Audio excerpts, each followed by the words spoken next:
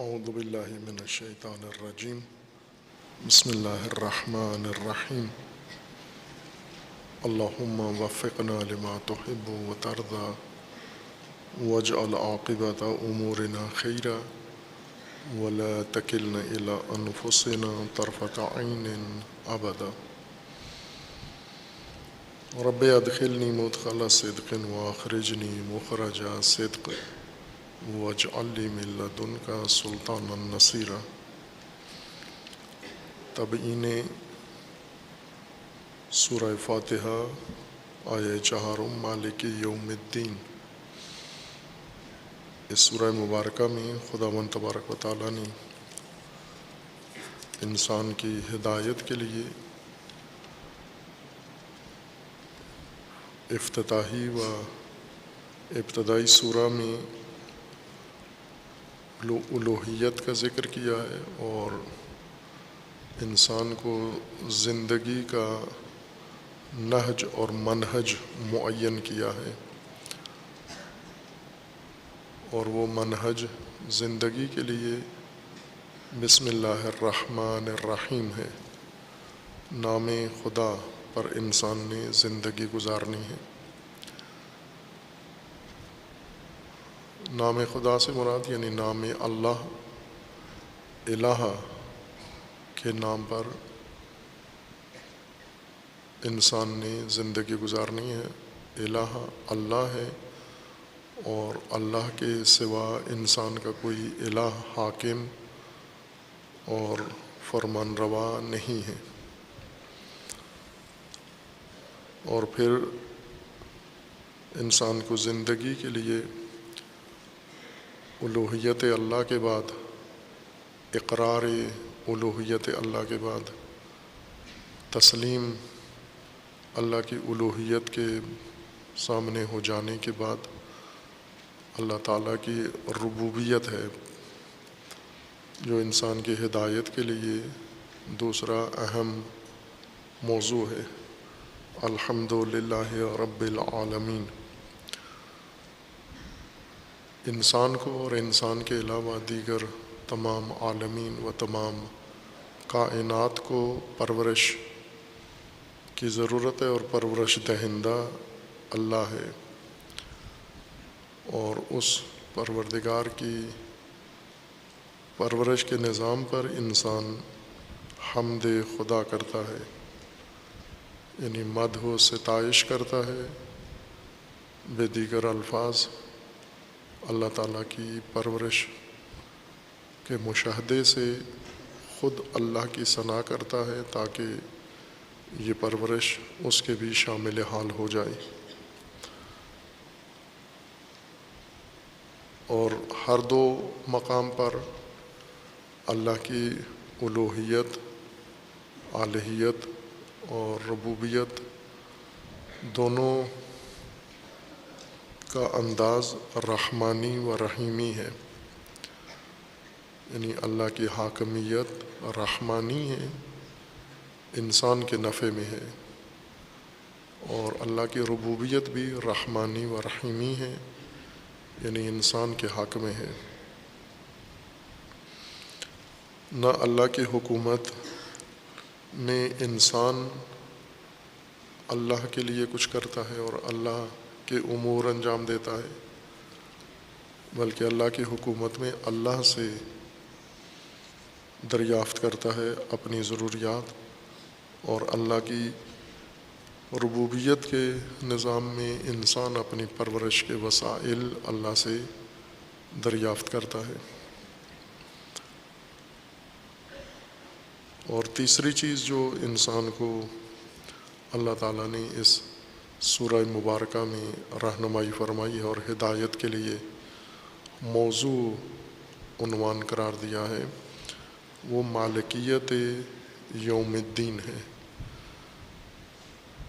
ایک مالکیت اللہ کی عمومیت رکھتی ہے، اور قرآن کریم کی بہت ساری صورتوں میں اور آیات میں انسان کو اس مالکیت کی طرف بھی ہدایت کی گئی ہے کہ انسان اللہ مالک ہے تمام کائنات کا، اور اللہ مالک ہے زمین و آسمان کا اور دنیا و آخرت کا۔ لیکن اس آیہ شریفہ میں مالکیت یوم الدین ہے، مالکیت عمومی کے ضمن میں مالکیت عمومی ہے، اللہ الاطلاق مالکیت اللہ کی ہے، لیکن انسان کی ہدایت کے لیے جو ابتدائی امر ضروری ہے انسان اس کی طرف متوجہ ہو، وہ یوم الدین کی مالکیت ہے۔ یوم الدین اس آیہ شریفہ کے مفردات کا اجمالی معنی پیش کیا ہے۔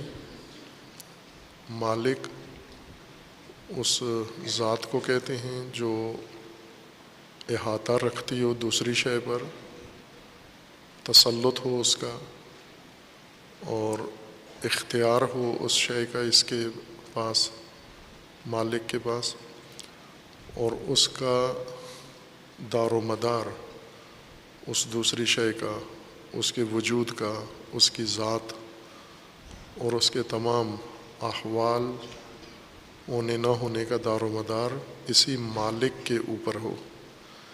اس طرح سے کسی شے کی وابستگی، اس کو ملکیت کہتے ہیں، اور جس کو یہ استیلاء و تسلط حاصل ہو وہ مالک ہے، اور جو شے جس شے پر تسلط حاصل ہو وہ مملوک ہے یا ملک ہے۔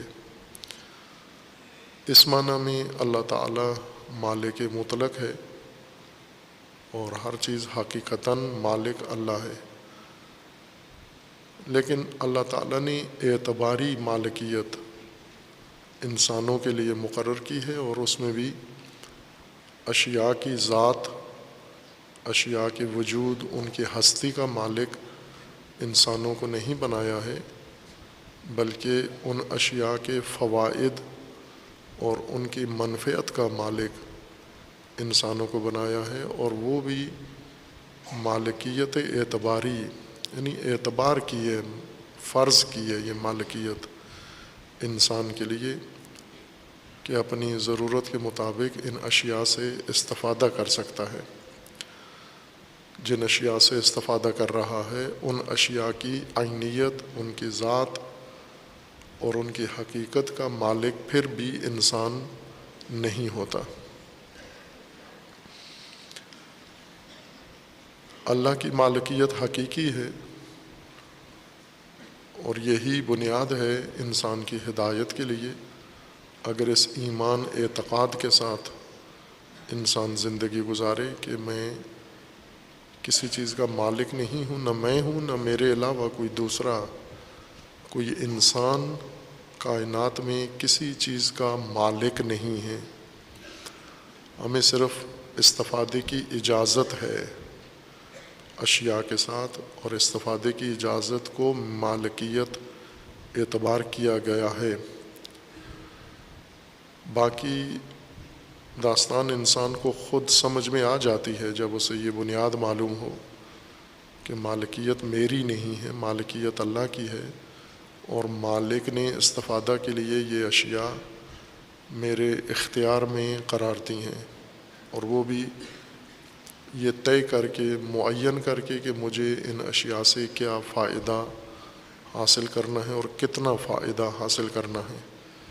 اس سے زیادہ میں ان اشیاء میں تصرف کا حق نہیں رکھتا۔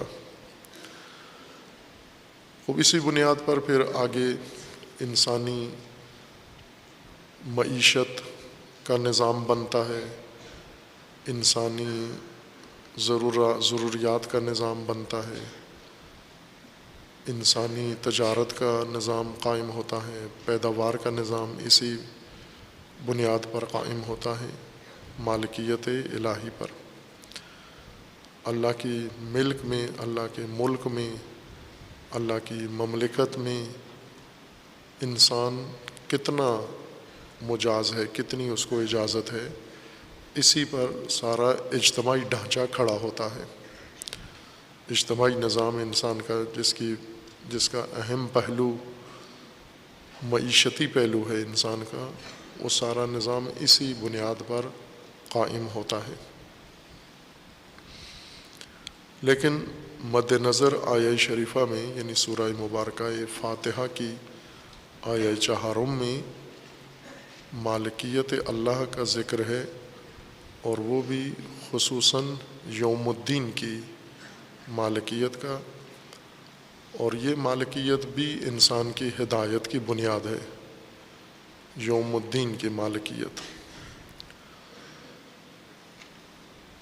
انسان سورہ فاتحہ میں جس ہدایت پر چڑھایا جاتا ہے، انسانی زندگی جس پٹڑی پر چڑھائی جا رہی ہے، اس میں اللہ کی الوہیت ہے، اللہ کی ربوبیت ہے، اور یوم الدین پر اللہ کی حکومت و مالکیت ہے۔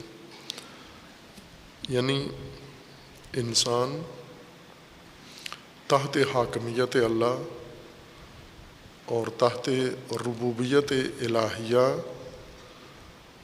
اس کی زندگی کے لیے جو اللہ تعالیٰ نے نظام مقرر کیا ہے، الوہیت اللہ اور ربوبیت اللہ کے سائے میں جو انسانی زندگی کا نظام بنتا ہے اور بننا ہے، وہ دین ہے، اس کا عنوان ہے دین۔ دین اطاعت کو کہتے ہیں۔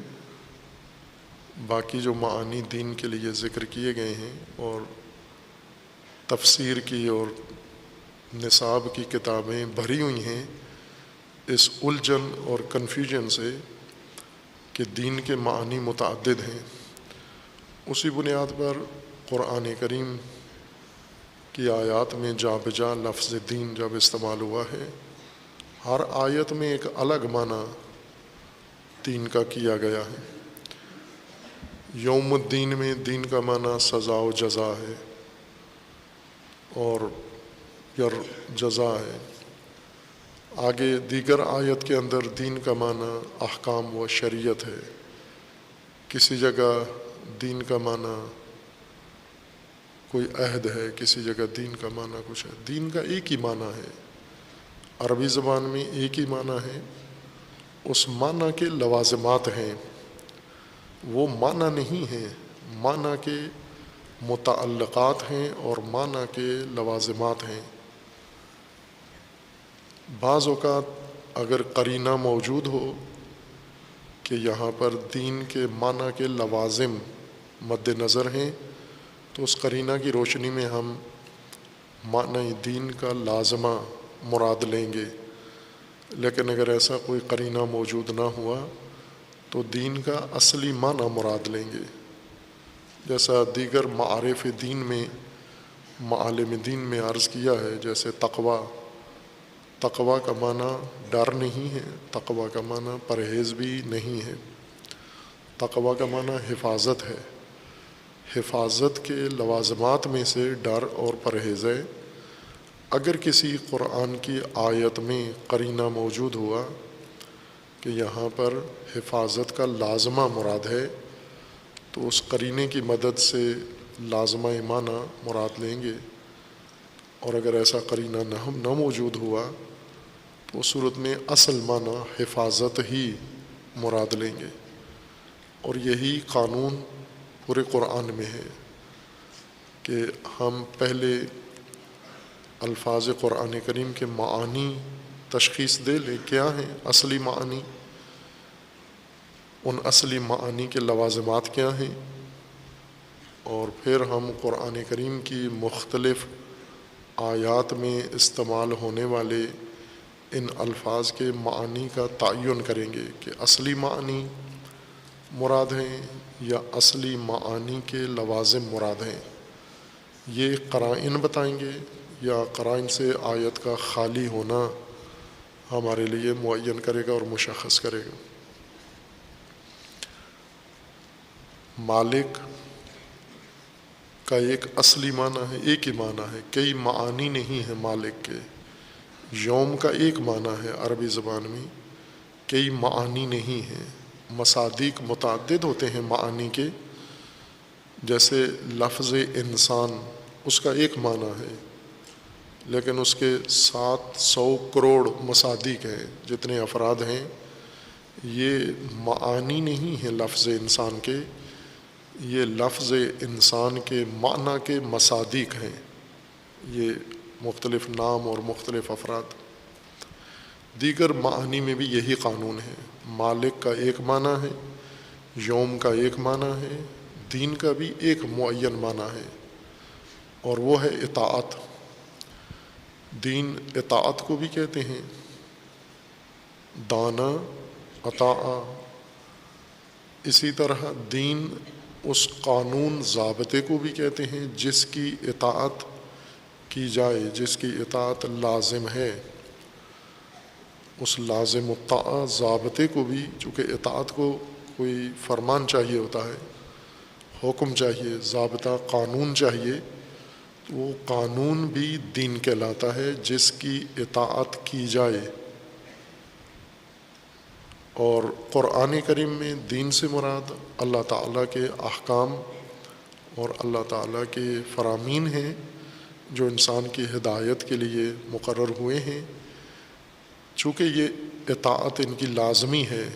کیوں لازمی ہے؟ چونکہ یہ اللہ کے احکام ہیں۔ اللہ الہ ہے، الہ اس مقتدر حاکم کو کہتے ہیں جس کی اطاعت واجب ہے، اور عبد اطاعت کرنے والے کو کہتے ہیں، پوجا کرنے والے کو نہیں کہتے، وہ عابد ہے۔ عبد اطاعت کرنے والا، عابد اطاعت کا اظہار کرنے والا، اطاعت کو پیش کرنے والا، اطاعت کو نمایاں کرنے والا عابد کہلاتا ہے۔ عبد اطاعت کرنے والا ہے۔ چونکہ اللہ کا دین ہے اور اللہ حاکم ہے، حاکم کے فرامین لازم ہے اطاعت کرنا، بس حاکم کے فرامین کا نام ہے دین۔ حاکم نے جو کچھ بیان فرمایا ہے وہ قانون ہے، وہ ضابطہ ہے جس کی اطاعت انسان پر، عبد پر واجب و لازم ہے۔ اس وجہ سے یہ سارا مجموعہ حاکم کے فرامین کا، دستورات کا، قوانین کا، یہ دین کہلاتا ہے۔ یوم الدین، یوم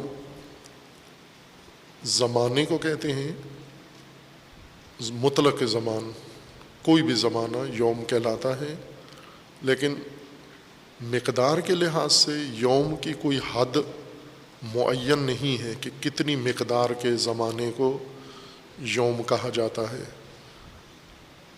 آیا 1 گھنٹے کا ہو، 2 گھنٹے کا ہو، 12 گھنٹے کا ہو، طلوع و غروب کے درمیان کا زمانہ ہو، یا 24 گھنٹے کو کہتے ہیں، نہ ایسی کوئی حد اور قید یوم کے معنی میں ماخوذ نہیں ہے عربی میں۔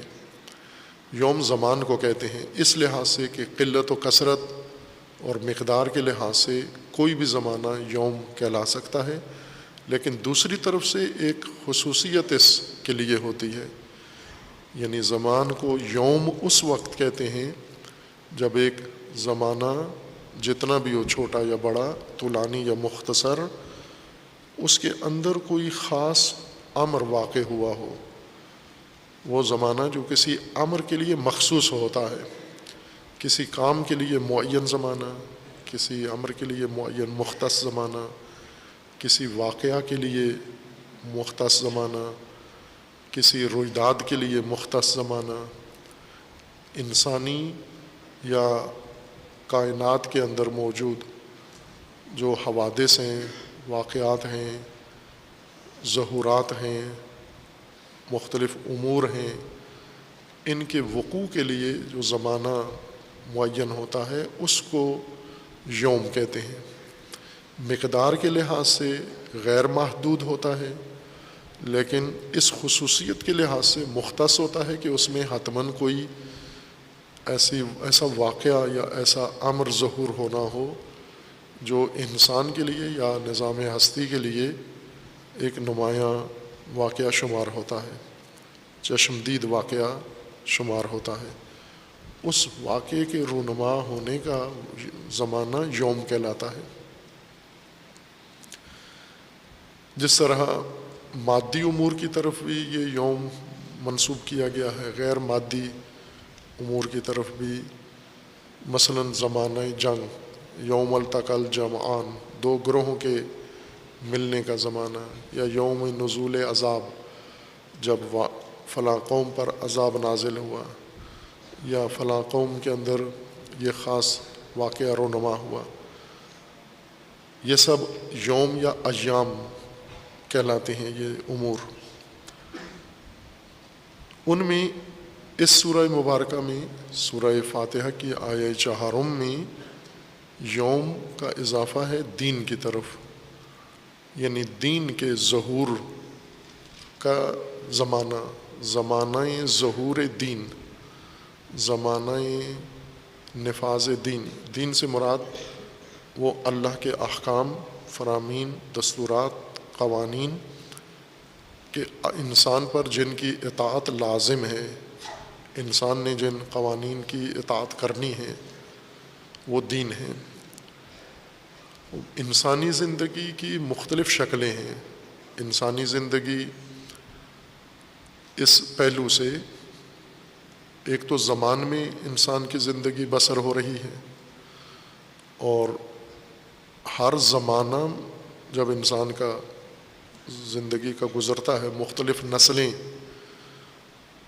اپنی زندگی میں جو زمانہ گزار رہی ہیں، اس زمانے میں انسان کی زندگی میں کئی حوادث، کئی واقعات، کئی امور ظاہر ہوتے ہیں. ہم آج کے انسان کی زندگی کو دیکھیں، آج کی نسل موجودہ جو ایک زمانے میں زندگی گزار رہی ہے، اس نسل کی زندگی کے لیے جو زمانہ ہے یہ اس کا یوم ہے، یہ ایام ہیں موجودہ نسل انسان کے لیے.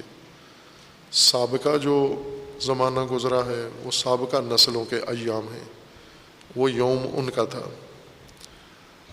ان سابقہ انسانی نسلوں کے زمانے میں، جہاں زمانے کا مطلب دوران بھی کر سکتے ہیں آپ، چونکہ اردو میں یا فارسی میں دوران کہا جاتا ہے زمانے کو، فلاں قوم کا دوران، ہمارا دوران، یا عرصہ، عرصہ بھی اسی یوم کا ہی متبادل ہے، یا عصر، زمانے کا ہی وہ حصہ جس میں ایک قوم یا ایک واقعہ رونما ہوتا ہے، ایک قوم زندگی گزار رہی ہے.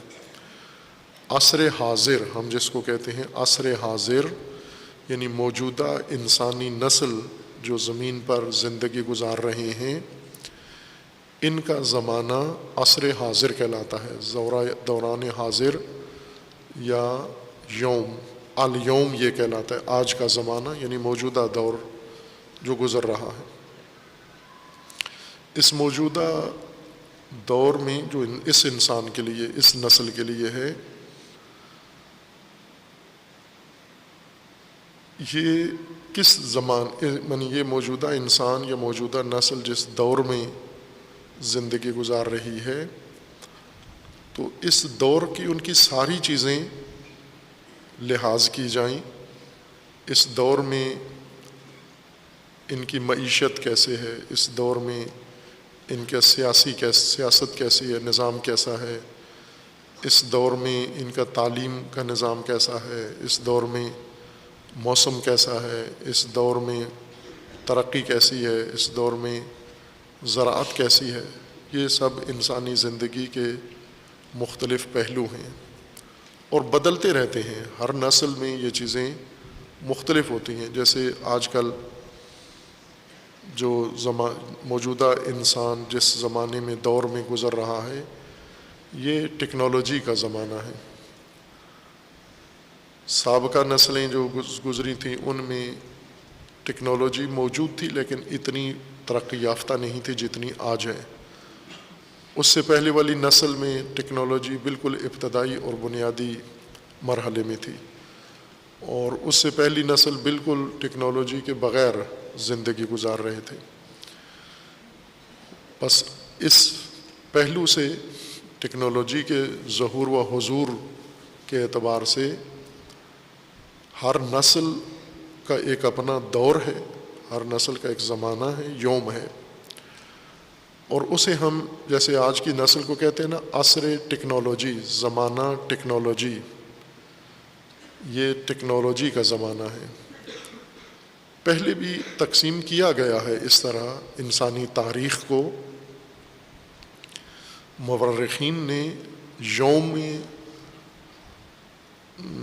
ایام انسان یا ایام تہذیب انسان میں تقسیم کیا ہے۔ بہت سارے معروف مورخین نے یہ تقسیم بندی اس طرح سے کی ہے، جیسے تاریخ کو پادشاہوں میں تقسیم کیا گیا ہے۔ ہمیں جو پاکستان میں تاریخ پڑھائی جاتی ہے، مطالعہ پاکستان یا تاریخ ہند بر صغیر، اس میں عصر آزادی، عصر غلامی، انگریزوں کا زمانہ، انگریزوں سے پہلے مغلیہ سلطنت کا زمانہ، مغلیہ سے پہلے دوسرے حکمرانوں کا زمانہ، افغانیوں کا زمانہ، ولندیزیوں کا زمانہ، فلاں کا زمانہ، پھر اس سے پہلے ہم چلے جائیں تھوڑا اور پہلے، مغلوں کے آنے سے بھی پہلے اور مسلمانوں کے آنے سے بھی پہلے یہاں پر دیگر سیاسی اور انتظامی حکومتوں کا زمانہ۔ اب اسی طرح ہندوستان کی تاریخ کو زمانوں میں، ایام میں تقسیم کر سکتے ہیں، اور جب ان کا ذکر آئے تو آپ کہہ سکتے ہیں کہ جس وقت بر صغیر میں اسلام آیا، مسلمان آئے، تو یہ یوم مسلمین یا ایام حکمرانی مسلمین کا زمانہ ہے، یہ دور مسلمان حکومتوں کا دور ہے۔ اس سے پہلے ہندو حکومتوں کا دور تھا، اس سے پہلے بدھ مت حکومتوں کا دور تھا، ہندو سے بھی پہلے بدھ حکومتوں کا دور تھا، یا ہم زمان بھی تھا، کسی جگہ پر بدھ مسلک سے تعلق رکھنے والے حکمران تھے، کسی جگہ ہندو مذہب سے تعلق رکھنے والوں کی حکومت تھی۔ ان دورانوں کو ہم یوم کہیں گے، ہم سیاسی لحاظ سے یا حکومتی اور حکمرانی کے لحاظ سے۔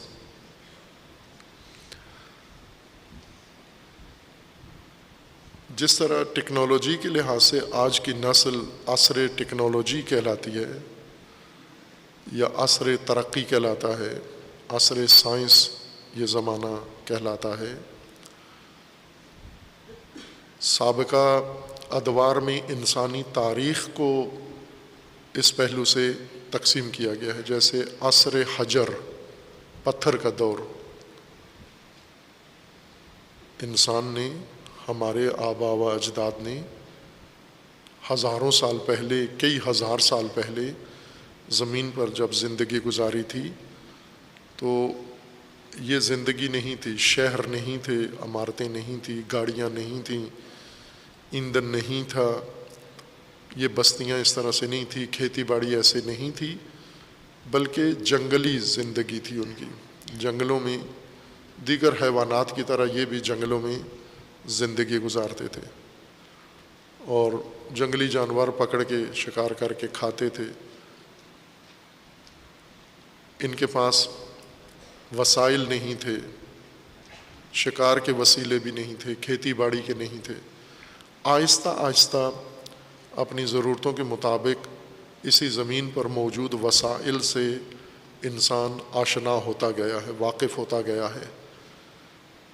پہلے گوشت کھاتے تھے، پھر گوشت پکانے کا بھی ان کو طریقہ آ گیا کہ اسے پکا کے کھایا جائے تو زیادہ لذیذ ہوتا ہے۔ پھر آہستہ آہستہ شکار کے لیے پتھر کے ہتھیار تھے، پتھر کے برتن تھے، پتھر کے ان کے بستر تھے، ہر چیز پتھر سے بناتے تھے۔ پتھر کے علاوہ کوئی دھات کا علم نہیں تھا ان کو، وہ ساری دھاتیں، یہ لوہا تانبا سب کچھ تھا، لیکن انسان اس زمانے کا جانتا نہیں تھا کہ زمین میں ان پتھروں کے اندر اور اس مٹی کے اندر یہ ساری دھاتیں بھی موجود ہیں۔ آہستہ آہستہ اس کو ان ساری چیزوں کی خبر ہوتی گئی، جو دریافت ہوتی گئی کسی واقعہ حادثہ کے نتیجے میں یا اپنی حص جستجو کے نتیجے میں انسان نے ان چیزوں کو کشف کیا، پھر یہ انکشافات عام ہوئے، پھیلے دوسروں تک۔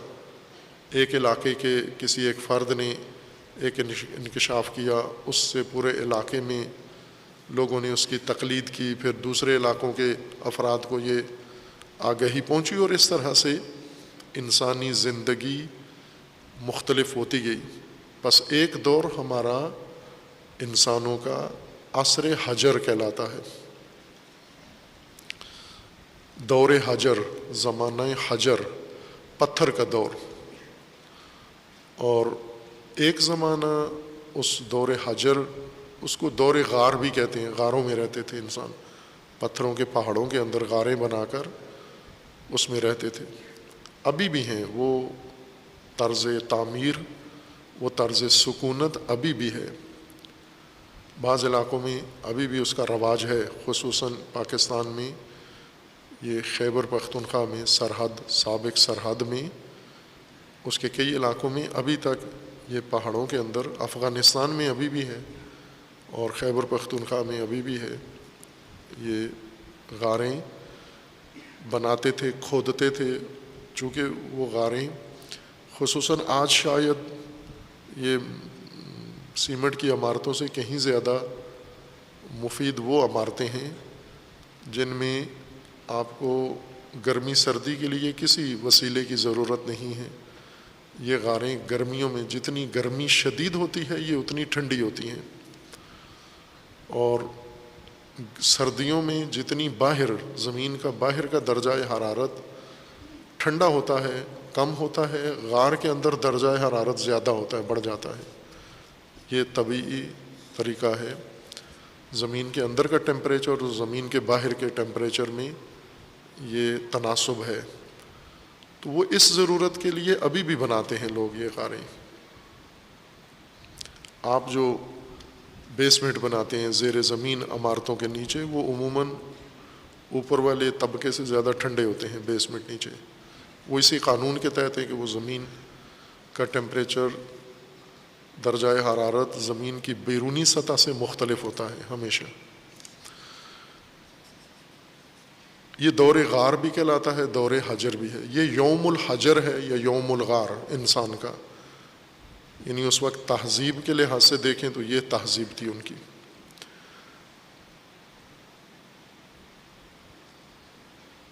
علم کے لحاظ سے دیکھیں، دانش کے لحاظ سے دیکھیں تو یوم جاہلیت، ایام جاہلیت تھا، یعنی دوران جاہلیت تھا۔ جس طرح اسلام کے ظہور سے پہلے مکہ، حجاز، عرب سرزمین، بلکہ غیر عرب میں بھی پوری دنیا میں اس دور کو، ہدایت سے پہلے کے زمانے کو عصر جاہلیت یا ایام جاہلیت کہا جاتا ہے۔ ایام دوران، عصر زمانہ۔ پھر تبدیلی آئی، جاہلیت ختم ہوئی اور ہدایت آسمان سے آئی انبیاء کے ذریعے، خصوصاً نبی اکرم صلی اللہ علیہ وآلہ وسلم کے توسط سے اللہ تعالیٰ نے اس جاہلیت کا خاتمہ کیا اور انسان کو عصر دین میسر آیا، یوم الدین انسان کو میسر آیا۔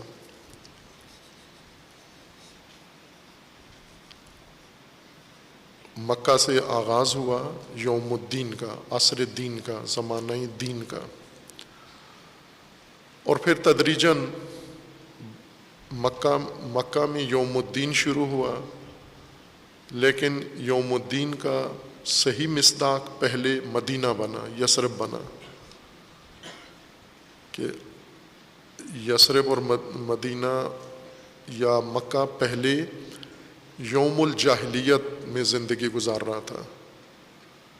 یوم الجاہلیت میں الہ اللہ نہیں ہوتا، الہ بت ہیں یا انسان ہیں۔ اسی طرح دیگر سرزمینوں پر اسلام کے ظہور کے ہم زمان اور اس سے پہلے جیسے قرآن نے پھر مصر کا ذکر کیا ہے کہ مصر میں ان ایام ہدایت سے پہلے ایام طاغوت استکبار تھا، یعنی زمانہ استکباریت کا تھا، زمانہ مستکبرین تھا، فرعون کا نظام حکومت تھا، اور الہ فرعون تھا، اس نے خود لوگوں سے اپنی الوہیت منوائی ہوئی تھی اور لوگوں کو پابند کیا ہوا تھا کہ میری الوہیت کے اندر میری اطاعت کریں، اور اپنے آپ کو رب بھی کہتا تھا، رب اعلیٰ خود بنا ہوا تھا، انا ربکم الاعلیٰ۔ یہ زمانہ جس میں دین کی حکومت، دین کی حاکمیت نہ ہو، لوگ دین کی اطاعت پیروی نہ کر رہے ہوں بلکہ فرعون کی کر رہے ہوں یا فرعون جیسے کسی حاکم کی کر رہے ہوں، یہ ایام استکبار یا یوم الاستکبار ہے، یوم الدین نہیں ہے۔ ایام جاہلیت، ایام استکباریت، ایام طاغوتیت، یہ ایام یعنی دوران، جن دوران کی خصوصیت یہ ہے کہ اس میں انسانی زندگی ان امور کے تحت بسر ہو رہی تھی، یا ایام شرک، ایام کفر، جب انسانی زندگی کفر و شرک کے سائے میں گزر رہی تھی، یعنی قوانین کفر و قوانین شرک انسان کے لیے ضابطے کے طور پر حکم فرما تھے۔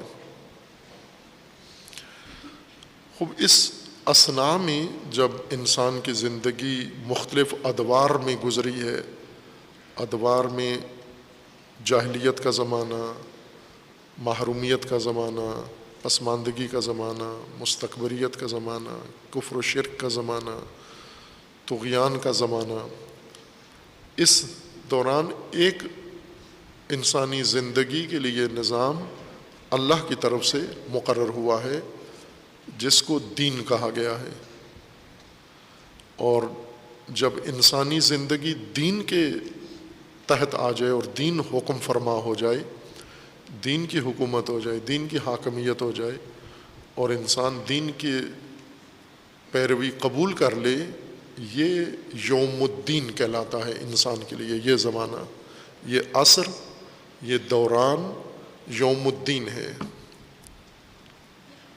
یہ دین کا زمانہ ہے۔ بعض مورخین نے تاریخ اس طرح سے تدوین کی ہے کہ انسان نے زندگی یوم الحجر سے شروع کیا، یعنی عصر حجر، دور حجر سے انسان نے، پتھر کے دوران سے انسان کی زندگی کا آغاز ہوا ہے، جب علم و دانش بالکل نہیں تھی اور انسان غریزوں کے ساتھ زندگی گزار رہا تھا، عقل انسان کی کافی پرورش یافتہ نہیں تھی۔ پھر اس دور حجر کے بعد انسان آیا ہے دور عصر دین میں، پھر ادیان شروع ہوئے، ادیان کا دور رہا ہے۔ یہ جو درمیانی مدت تقریباً 4 سے 5 ہزار سالہ تاریخ انسان کی، یہ دوران دین ہے۔ پھر دوران دین کے بعد دوران علم شروع ہوا ہے۔ انسان پہلا مرحلہ انسان نے لا علمی کا گزارا ہے، حجر و جنگلی زندگی کا زمانہ گزارا ہے، پھر اس کا دینی عرصہ شروع ہوتا ہے، پھر اس کے بعد علم، دین کے بعد علم کا دوران شروع ہوتا ہے کہ انسان نے علم حاصل کرنا شروع کیا، اور پھر اس کے بعد یہ عصر تمدن شروع ہوتا ہے۔ تمدن، پہلا جتنے ادوار گزرے ہیں ان کو تمدن کے مقابلے میں ذکر کرتے ہیں۔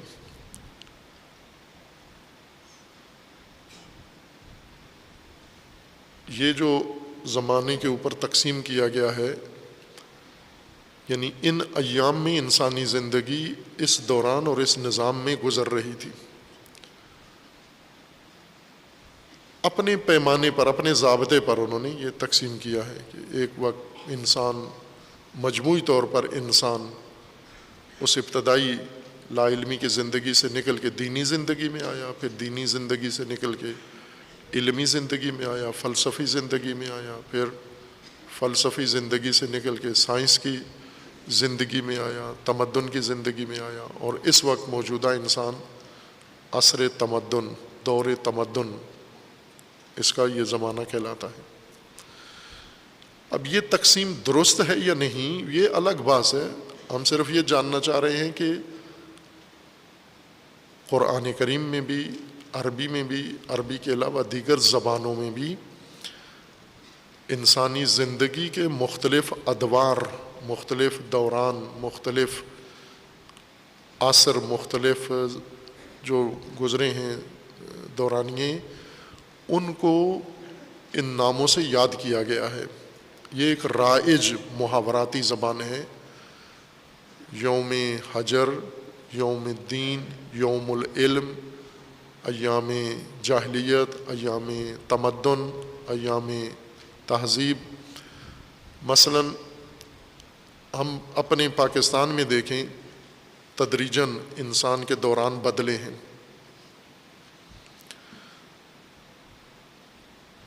قبائلی زندگی پاکستان میں ایک وقت تک قبائلی زندگی تھی، شہروں میں بھی، اور شہر نہیں تھے، ایک جیسی زندگی تھی اور قبائلی انداز تھا۔ مختلف علاقوں میں، پنجاب میں، سندھ میں، سرحد میں، یہ تو بعد میں تقسیم ہوئے، پنجاب سندھ بنی، ایک مملکت تھی، اور یعنی دو مملکتیں تھیں اس بر صغیر کے اندر، ایک کا نام ہند تھا، ایک کا نام سندھ تھا، دو ریاستیں تھیں، ریاست ہند اور ریاست سندھ۔ پھر یہ تاریخی حوادث میں ان میں تبدیلیاں جغرافیائی آتی گئیں، سیاسی تبدیلیاں آتی گئیں، اور ہند و سندھ کی سرحدیں آپس میں مل گئیں اور دونوں مملکتیں مرج ہو گئیں، پھر ایک مملکت وجود میں آئی، پھر ایک مملکت میں مختلف دوران رہے، لیکن ایک چیز ان دونوں میں مشترکہ یہ رہی تھی کہ قبائلیت تھی، پوری زمین پر قبائلی طرز زندگی تھی۔ قبیلے، ایک قبیلہ ایک جگہ مقیم ہو جاتا تھا، ایک قلمرو زمین کی اپنے لیے مخصوص کر لیتا تھا، چراگاہیں، پانی کے چشمے، دریا، نہریں، ان پہ قبضہ کر کے یہ قبیلہ اپنے اختیار میں لے لیتا تھا۔ دوسرے قبیلے نے تھوڑا دور فاصلے پر کسی چراگاہ پہ اپنا ڈیرا ڈال کر پانی کے چشمے کے نزدیک، دریا کے نزدیک ایک بستی آباد کر لی، اور اس طرح یہ قبائل زمین کے زندگی کے وسائل کو دیکھ کر جہاں انسانوں کے لیے پانی اور ان کے جانوروں کے لیے چراگاہ ہو، وہاں پر یہ پڑاؤ ڈال کے آبادی بنا لیتے تھے، اور یہ قبائلی نظام سارا رائج تھا۔ پھر وقت گزرتا رہا اور اس قبائلیت کے مقابلے میں متمدن زندگی، شہری زندگی، مدنی زندگی شروع ہوئی۔ قبائل عموماً خانہ بدوش ہوتے تھے، ایک جگہ نہیں رکتے تھے، سردیوں میں کسی جگہ، گرمیوں میں دوسری جگہ نقل مکانی کر جاتے تھے، لیکن آہستہ آہستہ پھر انہوں نے رکنا شروع کر دیا، معتدل موسم کی جگہ پر جا کر 12 مہینے وہیں رہتے تھے، اور پھر مدنیت شروع ہوئی، شہر بنانا شروع ہوئے، اور شہری زندگی، اور ایک قبیلہ نہیں بلکہ بہت سارے قبائل کے لوگ ایک شہر آ کر آباد کر لیتے تھے، اور اس طرح کرتے کرتے یہ شہری اور مدنی دور شروع ہوا۔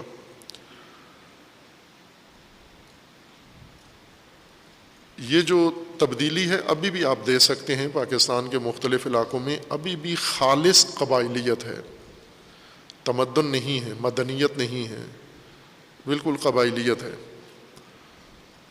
قبیلے میں ایک اپنا قبائلی قانون ہے، ضابطہ ہے، اور اس کی ایک رہبری ہے، قیادت ہے، قبیلے کا سردار موروثی طور پر بنتا ہے، اس کو باقاعدہ پگڑی پہنائی جاتی ہے، اس کے بعد مرنے کے پہلے سردار کے مرنے کے بعد اس کے بیٹے کو یا اس کے بھائی کو تاج پوشی کروائی جاتی ہے، سارا قبیلہ اس کے ساتھ آتا ہے، بیعت کرتا ہے. یہ ابھی بھی رائج ہے قبائل کے اندر، لیکن شہروں میں ایسے نہیں ہوتا. انہی قبائل کے لوگ اب شہروں میں بھی رہتے ہیں، قبائلی آ کے شہروں میں آباد ہو گئے، لیکن شہروں میں یہ پاگبندی اور گدی نشینی نہیں کرتے. یہ شہروں میں شہری نظام کا حصہ بن جاتے ہیں. یہ تبدیلی آپ خود دیکھ رہے ہیں. یعنی اس وقت ہمارے ملک میں دونوں زندگیوں کے نمونے موجود ہیں، مدنی زندگی اور قبائلی زندگی. قبائلی زندگی اب آخری سانسوں میں ہے، آخری اس کی شاید نسل ہے، چونکہ جو ٹیکنالوجی جس طرح سے پھیل گئی ہے، قبائل کے ہاتھ آ گئی ہے،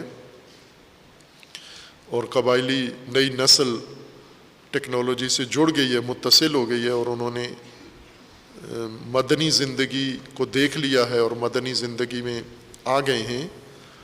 ابھی آپ دیکھیں قبائل کے جتنے سردار ہیں یہ بڑے شہروں میں رہتے ہیں، ڈیفنس میں ان کی کوٹھیاں ہیں، بنگلے ہیں، ان کے بچے امریکہ میں، یورپ میں ہوتے ہیں. یہ سال میں ایک آدھ دفعہ گاؤں میں قبیلے میں جاتے ہیں پاؤں چموانے کے لیے، چاٹنے کے لیے، تاکہ لوگ ان کے پاؤں گریں، سجدے کریں ان کو. ورنہ خود قبیلے کے سردار نے کب کی قبائلی زندگی چھوڑ دی ہے. شہر میں رہتا ہے، تعلیم حاصل کر لی ہے، بچوں کو تعلیم دے دی ہے، خود گاڑیاں گھوڑے بیچ کے گاڑیاں لے لی ہیں، لیکن قبائل ابھی تک بھیڑ بکریاں ہی چراتے ہیں. قبیلے کو اس قبائلی حالت میں رکھا ہوا ہے، خود سردار مدنی زندگی میں آ گیا ہے. اور قبائل میں بھی اب جیسے کہا تھا کہ یا شاید یہ آخری نسل ہے جو قبائلی زندگی گزار رہی ہیں. ٹیکنالوجی نے آ کر جو اثر دکھایا ہے اس کے نتیجے میں اب سب مدنی زندگی ایک جیسی ہو جائے گی، قبائل بھی مدنیت میں تبدیل ہو جائیں گے. البتہ ہندوستان میں ایسے قبائل ہیں جن میں ٹیکنالوجی نہیں پہنچی ابھی، وہ ابھی تک لباس بھی نہیں پہنتے، بالکل جانوروں کی طرح ننگ دڑنگ، جنگل میں گھر بھی نہیں بناتے. ہندوستان کے جنگلوں میں ابھی بھی ہیں، آسٹریلیا میں ایسے ہیں، اور اسی طرح امریکہ میں ایسے قبائل ابھی تک موجود ہیں جو اپنی ابتدائی اس دور حجر والی زندگی میں زندگی بسر کر رہے ہیں، لیکن بہت نادر ہیں، کم ہیں یہ. یا امازون جنگلوں کے اندر برازیل میں ایسے قبائل، ڈاکومنٹریز ہیں ان کی، نشر کرتے رہتے ہیں مختلف چینلز، ایسے قبائل کی زندگیاں دکھاتے ہیں. یہ ابھی مدنی اثر میں داخل نہیں ہوئے، تمدن میں نہیں داخل ہوئے. یعنی اس وقت کچھ مدنی زندگی مکمل اپنا چکے ہیں، کچھ نیم مدنی زندگی میں ہیں، ابھی نیم مدنی ہیں. جیسے پاکستان کے اکثر علاقے یہ نیم مدنی کہلا سکتے ہیں، مکمل مدنیت تمدن ان میں نہیں آیا. مدنیت سے مراد مدینہ نہیں ہے، ریاست مدینہ والا مدنی نہیں ہے، مدنی تمدن سے شہری زندگی، مدینہ شہر کو کہتے ہیں، شہری زندگی. نیم شہری زندگیاں پاکستان میں اکثریت نیم مدنیت ہے، نیم تمدن ہے، اور کچھ بالکل ابتدائی پہلی قبائلی زندگی میں ہیں. لیکن ٹیکنالوجی نے ان سب کو مسخر کر لیا ہے، اور یہ آخری کھنڈرات رہتے ہیں، یہ سب تبدیل ہو کے ایک جیسی زندگی بن جائے گی. ٹیکنالوجی نے تمام انسانی زندگی ایک جیسی بنا دینی ہے. خصوصاً ٹیکنالوجی کا جو بچہ میڈیا کہلاتا ہے، اس نے تمام زندگی کو یکساں کر دینا ہے، ایک جیسا بنا دینا ہے.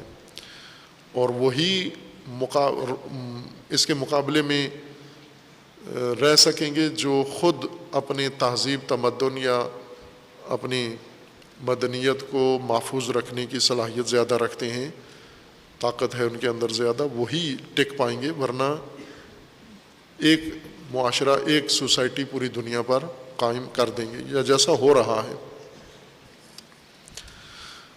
خوب اس فضا میں اگر ہم دیکھیں آج پاکستان کی موجودہ زمین اور اس پر رہنے والے یہ باشندے، یہ 22 کروڑ 25 کروڑ، آج ان کا یوم کون سا ہے؟ آیا یہ یوم الدین میں زندگی گزار رہے ہیں، یوم علم میں زندگی گزار رہے ہیں، یا یوم جاہلیت ہے ان کا؟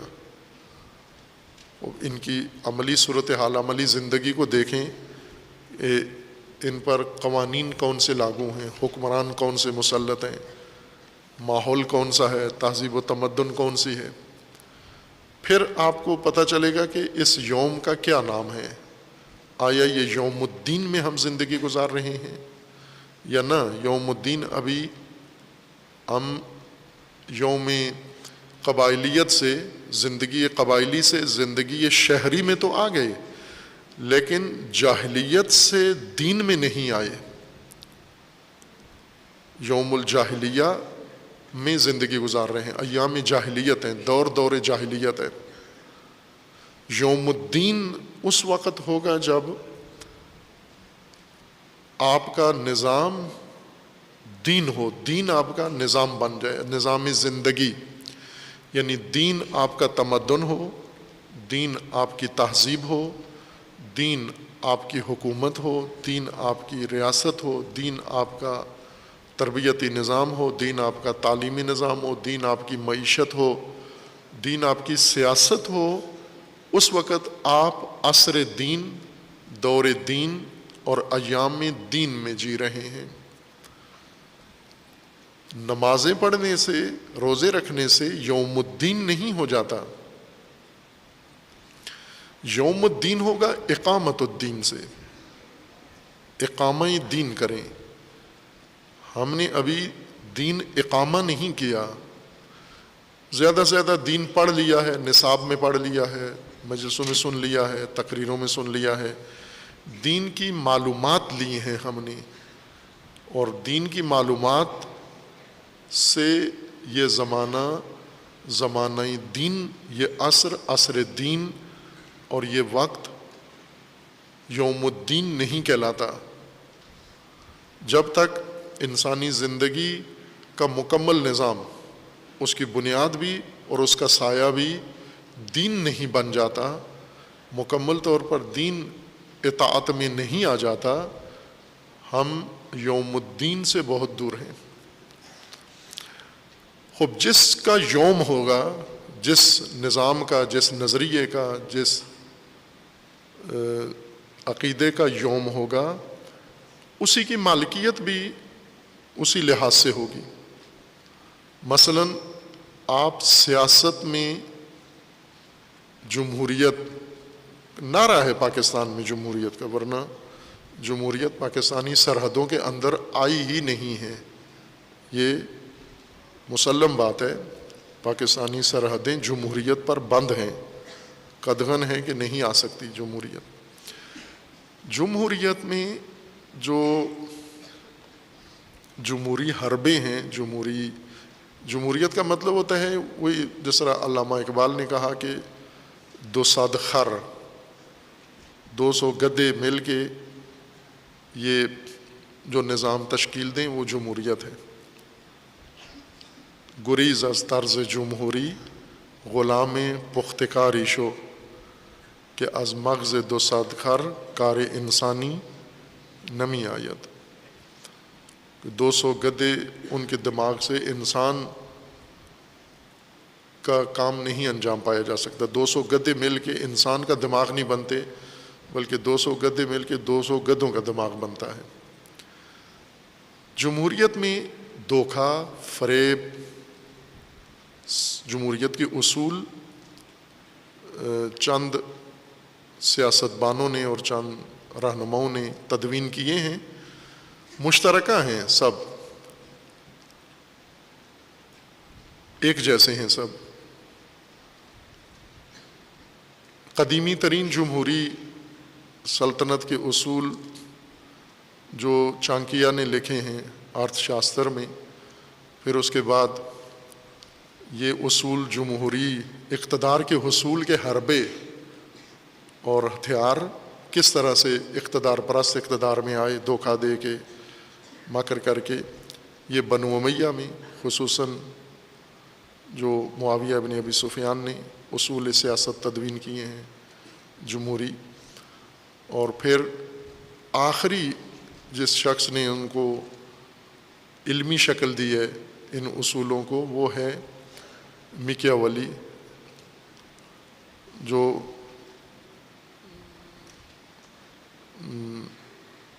بانی سمجھا جاتا ہے ان سارے نظام کا، تھیوریسین امام۔ ویسے تو ابھی مذہبیوں نے ایسے اپنے امام تقدیس کے لیے الگ الگ بنائے ہوئے ہیں، امام ابو حنیفہ، امام مالک، امام حنبل، امام شافعی، شیعوں نے امام جعفر صادق، امام علی، امام حسین۔ یہ عقیدت کے لیے ہیں، یہ سیاست کے امام نہیں ہیں یہ۔ اسی طرح بریلویوں نے امام بنایا ہوا ہے غوث کو، غوث اعظم کو، اور اس طرح دوسروں نے اپنے اپنے کسی کو بنایا ہوا ہے۔ یہ ائمہ ان کے صرف عقیدت کے ائمہ ہیں، سیاست کے ائمہ یہ نہیں ہیں۔ چونکہ جب کسی مذہبی کو بھی سیاست کرنی ہوتی ہے تو وہ اقتدار کے لیے وہی حربے استعمال کرتا ہے جو ان ائمہ سیاست نے تدوین کیے ہیں، ان کے اصولوں پر اقتدار تک پہنچنے کی کوشش کرتے ہیں۔ پاکستان میں اس وقت نام کی جمہوریت، جیسے نام جس کا جمہوریت رکھا ہوا ہے، ایک لحاظ سے کہہ سکتا ہوں میں کہ خالص جمہوریت پاکستان میں ہے، یعنی جمہوریت کا نام ہی جھوٹ، فریب، دھوکہ، یو ٹرن، تو یہی تو پاکستان میں خالص حالت میں ہے۔ اس میں ملاوٹ بھی نہیں کی انہوں نے، کہ بالکل اصلی خالص جھوٹ بولتے ہیں یہ، جھوٹ میں سچ کی آمیزش بھی، نمک بھی نہیں ڈالتے۔ تو یہ جو زمانہ ہے آپ کا، جس عہد میں آپ زندگی گزار رہے ہیں، یوم دین تو نہیں ہے ابھی پاکستان میں، یوم الدین ہے، یہ عصر دین ہے، ہم یوم الدین میں رہ رہے ہیں۔ یوم جمہوریت میں، سیاست میں یوم جمہوریہ ہے آپ کا۔ مالک اس کا کون ہے؟ ظاہر جس دور میں آپ رہ رہے ہیں اس دور کا ایک مالک ہے، اس دور کا ایک حاکم ہے، اس دور کا ایک فرمان روا ہے، رب ہے۔ اگر تو آپ یوم دین میں ہیں، اگر آپ دوران دین میں، نظام دین میں، عصر دین میں زندگی گزار رہے ہیں، تو پھر تو معین ہے کہ دین میں الہ اللہ ہے، دین میں رب اللہ ہے، اور جو دین کے نظام کے تحت زندگی گزار رہے ہیں، یوم الدین میں جو زندگیاں گزار رہے ہیں، یوم الدین انسان کے لیے ہے، اور انسان کی اس زندگی سے، موت سے پہلے کی زندگی یوم کے لیے ایام ہیں۔ یہ یوم جاہلیت، یوم دین، یوم ہدایت، یوم علم، مرنے کے بعد تو ختم ہو گیا، ایام بھی ختم ہو گئے۔ جو شخص مر جاتا ہے اس کے لیے تو ایام ختم ہو گئے۔ ایام یہ دورانیے، ادوار، یہ تو جب تک آپ زندہ ہیں اس وقت کے لیے ہیں۔ یوم الدین بھی آپ کے لیے ابھی جب آپ اس زمین پہ زندگی بسر کر رہے ہیں تو آپ کسی یوم میں ہیں۔ وہ کون سا یوم ہے آپ کو خود دیکھ لیں۔ آپ کے آبا نے ایک یوم آپ کے لیے معین کیا ہے، آپ اس آبائی میراث کے یوم میں، عصر میراث آبا میں زندگی گزار رہے ہیں۔ تو جب آپ نے آبا کے طور طریقوں کو لیا ہے تو اس کا مطلب یہ ہے کہ آپ کا الہ بھی آبا ہیں، آپ کا رب بھی آبا ہیں، آپ کے مالک بھی آبا ہیں۔ رجوع بھی انہی کی طرف کرتے ہیں آپ۔ آئے دن پاکستان میں لوگ مطالبات کرتے ہیں، حکومت سے مطالبات کرتے ہیں، انہیں روزگار چاہیے ہو، حکومت سے مطالبہ، انہیں سستی چیزیں چاہیے ہو، حکومت سے مطالبہ، انہیں بجلی گیس چاہیے ہو، حکومت سے مطالبہ، نوکری چاہیے ہو، حکومت سے مطالبہ، اور ساری چیزوں میں حکومت سے مطالبہ کرتے ہیں۔ تو رجوع جس حکومت کی طرف کرتے ہیں، جس نظام کی طرف رجوع کرتے ہیں، اس اعتقاد کے ساتھ ہی کرتے ہیں نا کہ ان کے اختیار میں ہے ہماری زندگی کے وسائل، ہماری زندگی کا نظام، ہماری زندگی کے فیصلے ان کے اختیار میں ہیں، لہٰذا ان کی طرف رجوع کرتے ہیں۔ کس طرح کا رجوع؟ قرآن کریم میں ہے کہ اس طرح کا رجوع جس طرح اللہ کی طرف رجوع کیا جاتا ہے، جس طرح رب کی طرف رجوع کیا جاتا ہے اللہ کی طرف، اس طرح لوگوں کی طرف، انسانوں کی طرف رجوع کرتے ہیں۔ اس طرح پرواہ کرتے ہو تم انسانوں کی جس طرح اللہ کی پرواہ کی جانی چاہیے، اس طرح ڈرتے ہو انسانوں سے جس طرح اللہ سے تمہیں ڈرنا چاہیے۔ بس ہر دور انسان کی زندگی کا ایک پہچان رکھتا ہے اپنی، کہ اس دور میں انسان کی زندگی پر حکم فرما کون سا نظام ہے۔ جو نظام حکم فرما ہے، آپ اس دور کے فرزند ہو، آپ اس دور کی نسل ہو، اس یوم کی نسل ہو آپ۔ اللہ کے نظام میں ان سارے ادوار اور ان سارے زمانوں میں ایک یوم آپ کے لیے معین کیا گیا ہے، وہ یوم الدین۔ انسان یوم الدین میں زندگی بسر کرے گا۔ زندگی گزرے، انسان کی زندگی کس کے نام پر، کس کے نام کا سکہ چلے گا؟ اللہ کے نام کا۔ انسان کی زندگی گزرے گی اور یہ زندگی کی ضرورتیں کس نظام سے مہیا ہوں گی؟ رب کے، اللہ رب ہے، رب العالمین کے نظام سے، حکومت سے، حاکمیت سے۔ اور انسان نے جس دور میں زندگی گزارنی ہے وہ دور کس کا ہو؟ طاغوتوں کا دور ہو، مستکبرین کا دور ہو، جمہوریت کا دور ہو، فرعونوں کا دور ہو، قبائل کا دور ہو، بتوں کا دور ہو، شرک کا دور ہو، کفر کا دور ہو، نہ، انسان کے لیے اللہ کی طرف سے مقرر دین کا دور ہے، یوم الدین۔ اور یوم الدین میں مالکیت اللہ کی ہوتی ہے، مالکیت ملا کی نہیں ہوتی۔ یوم الدین کا حاکم مولوی نہیں ہوتا، یوم الدین کا حاکم رب اللہ ہے، حاکم اللہ ہے، مالک بھی اللہ ہے یوم الدین کا۔ دور دین، عصر دین، اس عصر کو کہتے ہیں جس میں مالکیت اللہ کی ہوگی۔ عصر دین کی پہچان یہی ہے، یعنی کب انسان عصر دین یوم الدین میں داخل ہوگا؟ جب اپنی مالکیت سے دستبردار ہو کر مالکیت فقط اللہ کے لیے قائل ہو جائے گا۔ جیسے الوہیت اللہ کے لیے، ربوبیت اللہ کے لیے، مالکیت بھی اللہ کے لیے۔ یہ علامت ہے یوم الدین کی، یہ علامت ہے انسان کی ہدایت کی۔ یعنی یوم جاہلیت سے نکل آیا ہے، ایام گمراہی سے نکل آیا ہے، ضلال مبین سے نکل آیا ہے، اور یوم الدین میں داخل ہو گیا ہے، یا اس پر دور دین لاگو ہو گیا ہے، نافذ ہو گیا ہے۔ اور دور دین کی علامت یہ ہے کہ مالک فقط اللہ ہے۔ لیکن جب تک مالک بہت سارے ہیں، زمین کے مالک، حکومت کے مالک، اقتدار کے مالک، انسانوں کے مالک اور وسائل کے مالک، جب تک زمین ان مالکین سے بھری ہوئی ہے، یہ یوم دین نہیں ہے، یہ دور دین نہیں ہے، یہ دور جاہلیت ہے، یہ دور شرک ہے، یہ دور کفر ہے، یہ دور استکباریت ہے، دور فرعون ہے۔ دور دین میں مالک نہیں، تم مالک نہیں ہو۔ رسول اللہ صلی اللہ علیہ وآلہ وسلم کے دور حکومت میں یہ یوم الدین ہے۔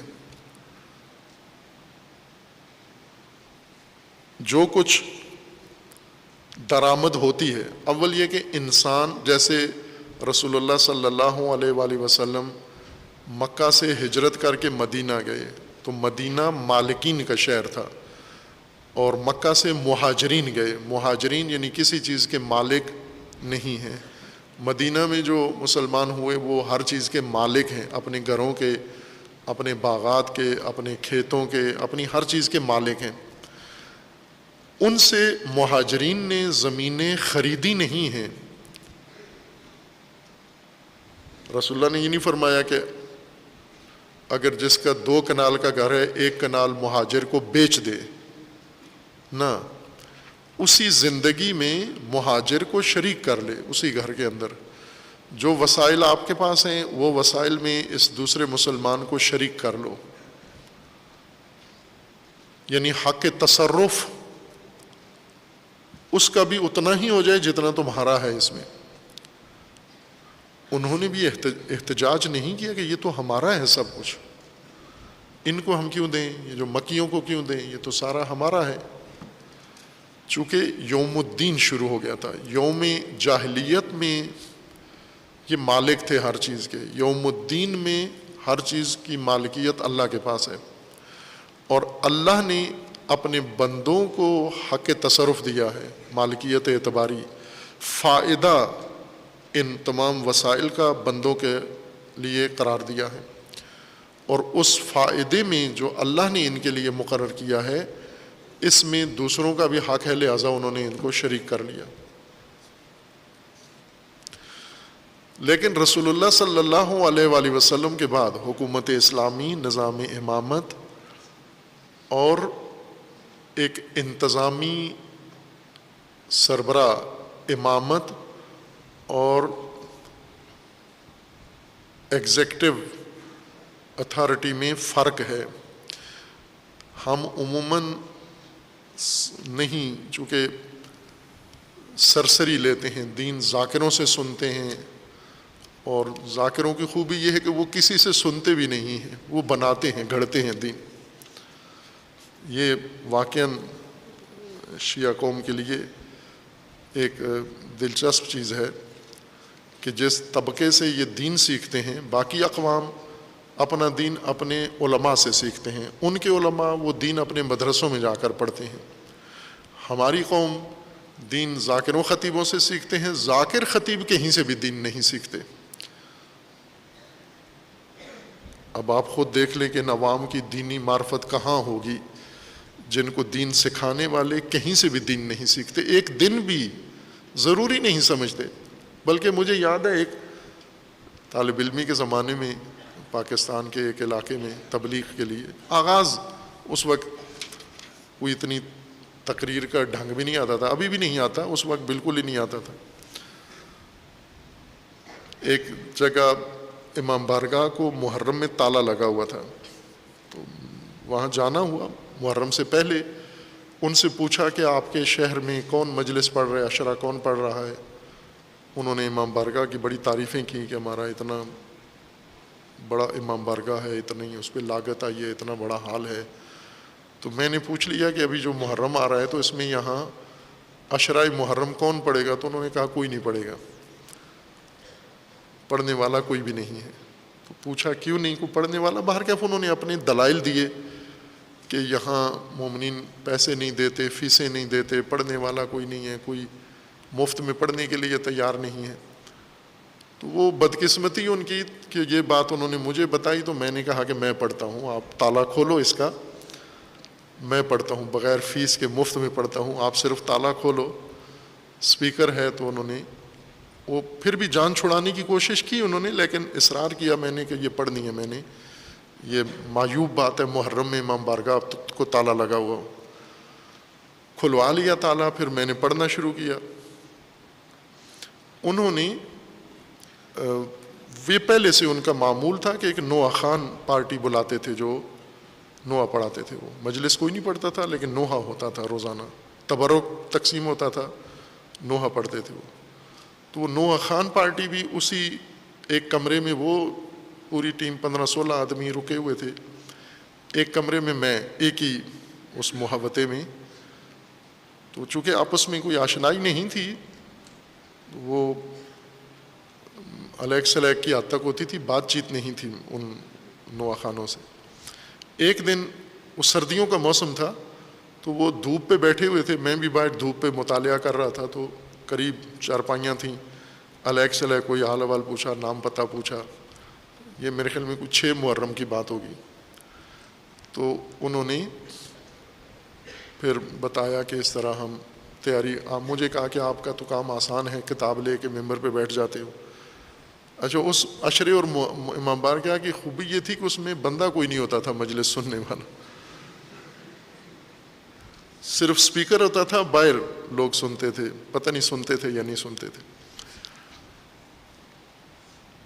یہ ایک ماجرا تھا. ایک ماجرا ایک اور جگہ، ایک ذاکر صاحب،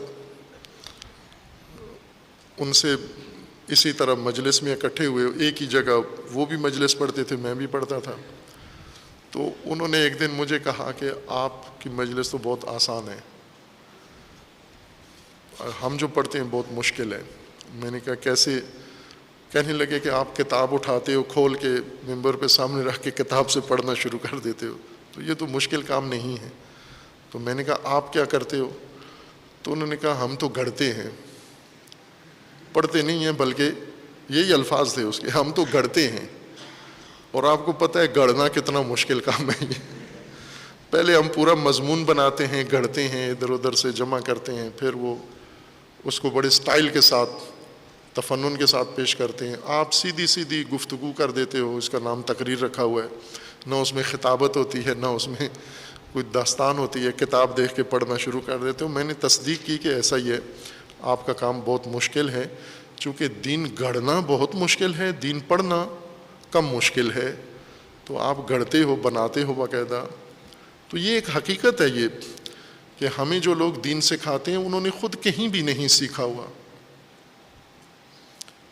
تاکہ ہمیں خبر دیں، ہمیں آگاہ کریں دین سے. وہ خود ضرورت ہی نہیں سمجھتے کہ ہم دین کہیں سے سیکھیں.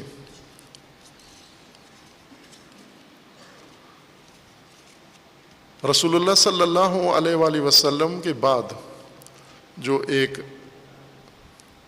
مسئلہ پیش آیا طرز حکومت کا، حکومت، امامت اور انتظامی عہدے میں بہت فرق ہے. وزیر اعظم اور امام میں فرق ہوتا ہے. صدر مملکت اور امام ایک چیز کے 2 نام نہیں ہیں.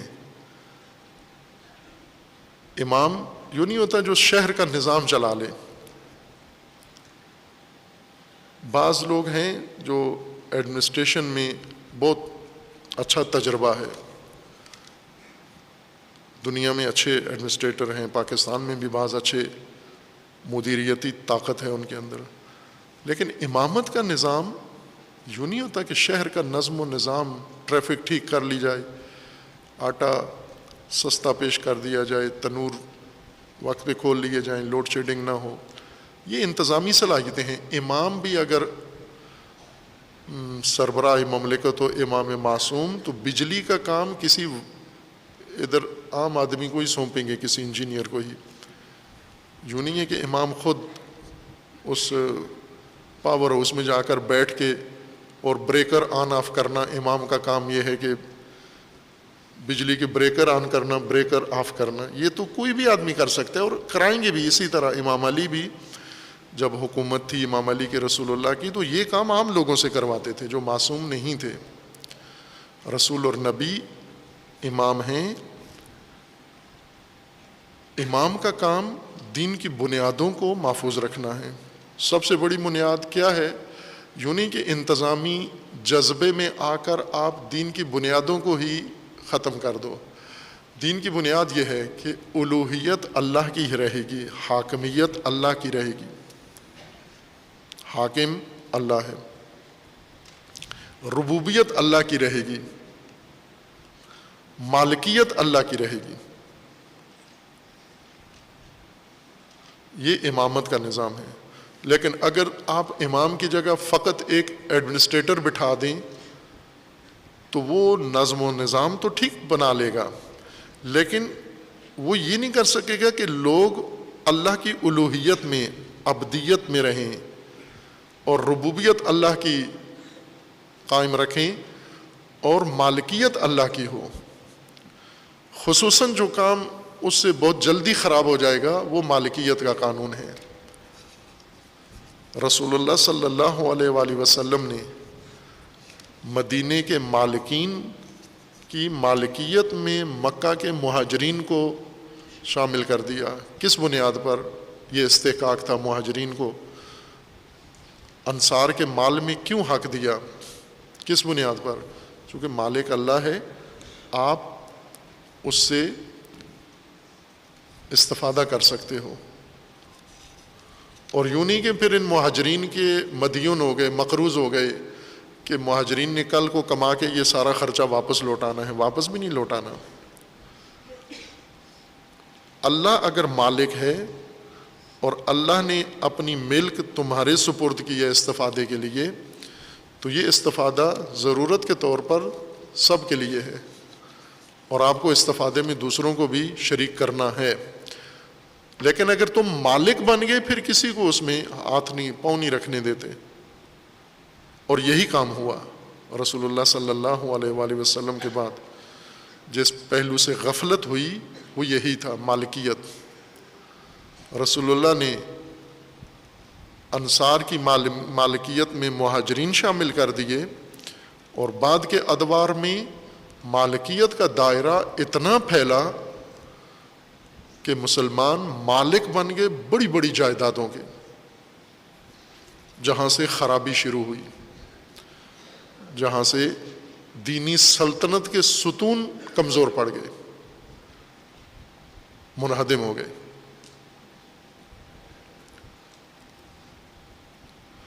انسان کی زندگی کے لیے اللہ نے جو ہدایت کا نظام مقرر کیا ہے وہ قائم ہے اللہ کی الوہیت پر، اللہ کی ربوبیت پر اور اللہ کی مالکیت پر۔ یہ مالکیت خدا اور ربوبیت اللہ اور الوہیت اللہ کس دور میں انسان کی زندگی میں آتی ہے دین بن کر؟ جب یوم الدین ہو، جب دور دین ہو۔ یوم الدین اس دور کو کہتے ہیں جس میں مالک اللہ ہو، لیکن جس میں مالک خود لوگ بن جائیں، بڑے بڑے سیٹھ مالک ہر چیز کے بن جائیں، جاگیردار مالک بن جائیں، تو وہ یوم الدین نہیں ہے۔ وہ یوم، وہ دور، وہ زمانہ دین کا زمانہ نہیں کہلائے گا، وہ فیڈل دور کہلائے گا، جاگیرداری کا دور ہے۔ جاگیرداری کا نظام وہ ہے جس میں لوگ مالک بن جاتے ہیں۔ یہ سرمایہ داری دور ہے جس میں لوگ مالک بن جاتے ہیں۔ یوم الدین میں اللہ مالک ہے وسائل کا، اللہ مالک ہے زمین کا، اللہ مالک ہے انسان کا، اللہ مالک ہے نظام کا۔ اللہ کی مالکیت عمومی ہے، اور یہ یوم الدین کے ذریعے سے عملی ہوگا یہ کام۔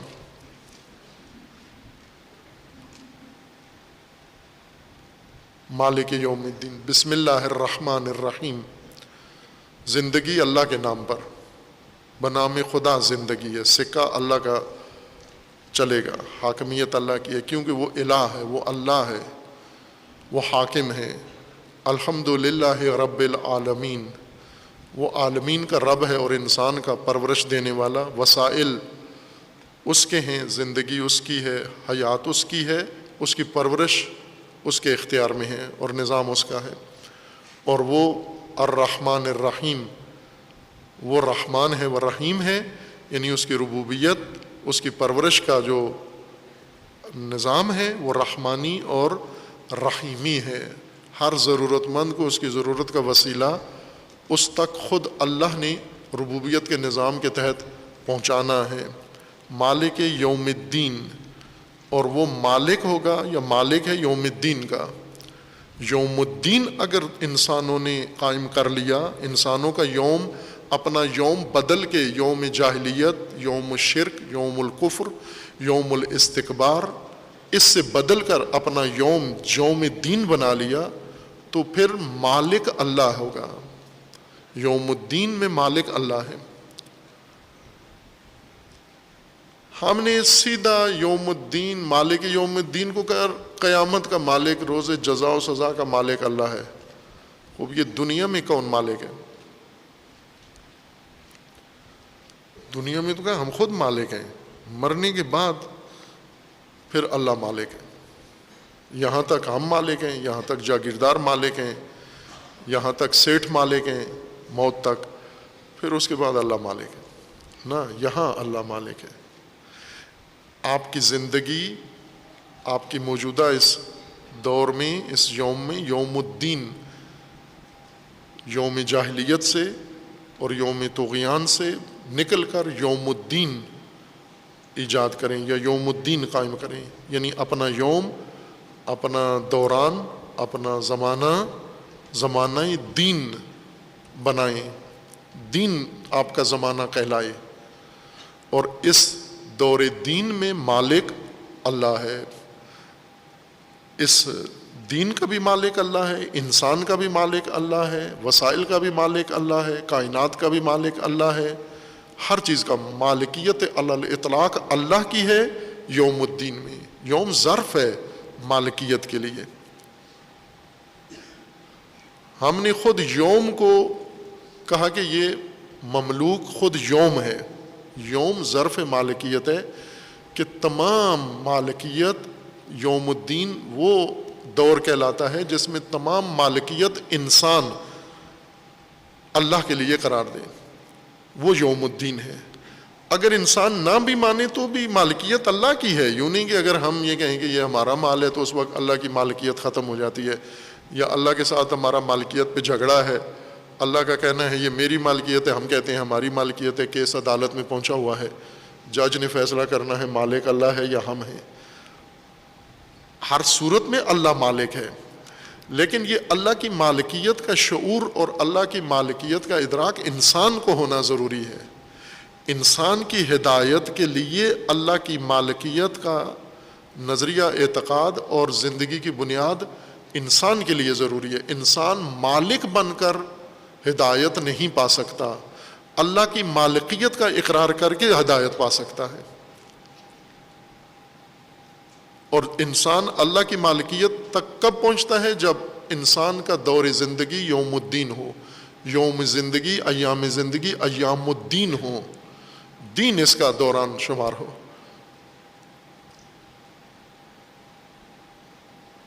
پھر انسان ہدایت کے جادے پر ہے۔ اب اس کے بعد فوری آیت تناسب دیکھیں، ربط کتنا خوبصورت ہے آیات کے اندر۔ ہم جو ترجمہ پڑھتے ہیں روایتی، اس میں آیات کا کوئی آپس میں ربط نہیں ہے۔ شروع کرتا ہوں اللہ کے نام کے ساتھ جو بڑا مہربان، رحیم، رحم کرنے والا ہے۔ ہم ساری اللہ کے لیے، رب العالمین کے لیے بڑا مہربان، رحیم الرحمن ہے، جو روز جزا کا مالک ہے۔ اور پھر ہم تجھی سے، تیری ہی عبادت کرتے ہیں اور تجھی سے۔ یہ تو آپ ابھی ادھر حمد کر رہے تھے ربوبیت پر، یہاں سے ایک دم قیامت میں چلے گئے، پھر ایک دم واپس آ گئے قیامت سے کہ یہیں پر ہم تیری ہی عبادت کرتے ہیں اور تیری ہی، اور پھر کہہ رہے ہیں ہمیں سیدھا راستہ بھی دکھا۔ تو ایک جگہ ٹکتے کیوں نہیں ہیں؟ ایک ترتیب سے کیوں نہیں جاتے آگے؟ ترجمہ اس طرح سے کرتے ہیں کہ تسلسل بیچ میں آیات کا آپس میں ربط ختم ہو جاتا ہے، نظم ختم ہو جاتا ہے۔ ہدایت سے نکل کر معلومات میں بات چلی جاتی ہے، یا ہدایت سے نکل کر اعتقاد میں بات چلی جاتی ہے۔ آپ نے ہدایت کو ہدایت ہی رکھنا ہے۔ قرآن ہدن للناس، ہر آیت سے ہدایت آپ نے دریافت کرنی ہے، اور وہ بھی اپنی اجتماعی زندگی کے لیے۔ یہ سورہ فاتحہ نقشہ ہے، روڈ میپ ہے الہی زندگی کے لیے، ہدایت کے لیے، کہ انسانی زندگی کی سماجی زندگی، اجتماعی زندگی، آپ کی سوشل زندگی، اس کا نقشہ کیا ہے؟ بسم اللہ الرحمن الرحیم، الحمدللہ رب العالمین، الرحمن الرحیم، مالک یوم الدین۔ یہ ہماری اجتماعی زندگی کی یہ تشریح ہے، یہ ہماری اجتماعی زندگی کی بنیاد ہے، یہی ہماری ہدایت ہے۔